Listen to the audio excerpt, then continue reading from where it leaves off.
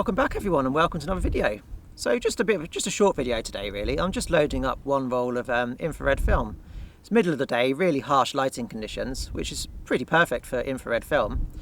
Yeah, lots of lush green everywhere, lovely growth in the trees and hedgerows, and I'm just going to drive around, see if I can find a nice composition. Need some sort of focal point or point of interest really. Hopefully with lots of trees in the scene, that's what I was hoping for, so I'm going to see if I can find something. Yeah, it's probably be a bit of a shorter video today, and then in a few days time then, 2 or 3 days, I'm off to Norfolk for a week, where I'll be doing lots of landscape photography. So yeah, let's go and see what we can find and see if we can get some nice infrared shots.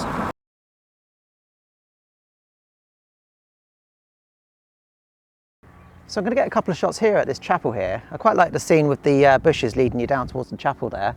I'm using the infrared film, like I said, and exposure times with the infrared film is 1/15 of a second. I'm rating the film at ISO 6, and it's a 400 speed film, so that will give me 6 stops of extra exposure to compensate for the infrared filter. I am going to try something different as well. I'm going to stick on a graduated filter on top of the infrared filter. The idea of that is there's quite a big difference between the exposure for the sky and the exposure for the shadows here in the bushes in the foreground. And by sticking on the graduated filter, I'm hoping that holds down the sky and allows it to be darker rather than it being overexposed and going white.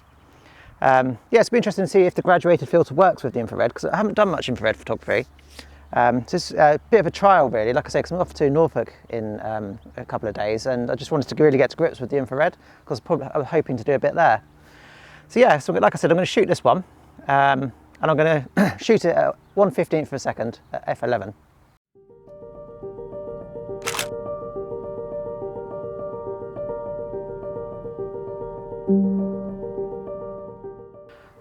So for the second image, very similar to the first one really. I have stuck on the 110mm lens. It's a tighter crop, but like I say, it's the chapel as the main focal point again, with these round bushes there leading you down towards it. Settings wise, exactly the same as before, 1/8 of a second at f11. Yeah, it'll be interesting to see how these two come out. Conditions should be pretty good for the infrared. I really would have liked some sort of trees, but there's just nothing here really. After some trees, but I'm not having much luck at the moment. We'll see if we can find some trees.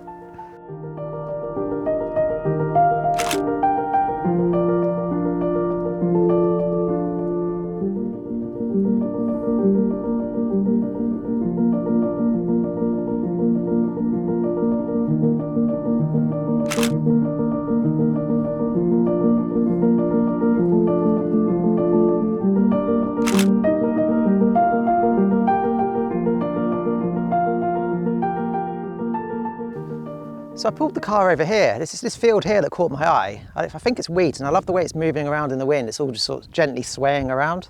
And I think with the infrared film, because I need a longer exposure, should capture some nice movement there.